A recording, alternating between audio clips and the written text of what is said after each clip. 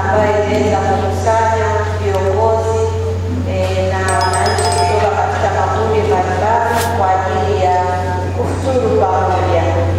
Kipindi hiki kimekuwa ni kipindi kizuri cha iftari ambayo imeandaliwa na ofisi ya TAKUKURU mkoa, na kwa sababu katika mwezi huu mtukufu wa Ramadhani na wenzetu pia Wakristo nao wako kwenye mwezi wako kwenye mfungo wa Kwaresma. Kwa hiyo ilikuwa ni tukio zuri ambalo limeweza kutuunganisha kwa pamoja.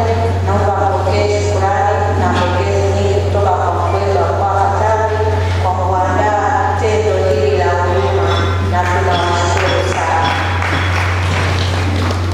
Pili, naomba mpokee shukrani kutoka kwa mkuu wetu wa mkoa wa Katavi.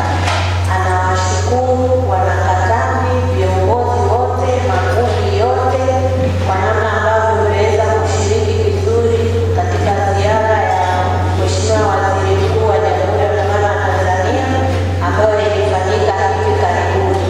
Ushirikiano ulikuwa ni mkubwa kutoka kwa viongozi na makundi mbalimbali na wananchi wote kwa ujumla wake.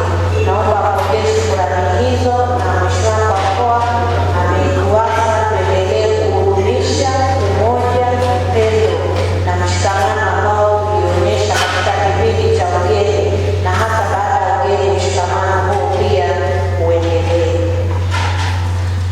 Jambo lingine ni shukurani nyingi sana kwa Mheshimiwa Rais, Mheshimiwa Dkt. Samia Suluhu Hassan kwa namna ambavyo anaendelea kupambania jamii ya Watanzania na hususan wa mkoa wa Katavi, lakini na haswa kwa wenzetu wa TAKUKURU ambao wamewezeshwa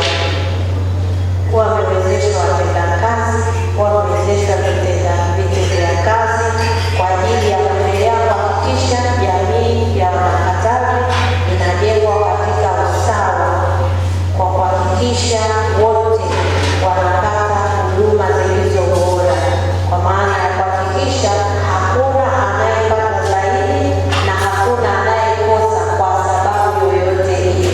Kwa hiyo TAKUKURU kuwezesha jamii yetu kuendelea kupata huduma katika hali ya usawa, na hii ni kwa sababu ya namna ambavyo Mheshimiwa Rais ameendelea kuhakikisha Watanzania na hasa Wanakatavi wanaendelea kupata huduma kwa usawa kabisa.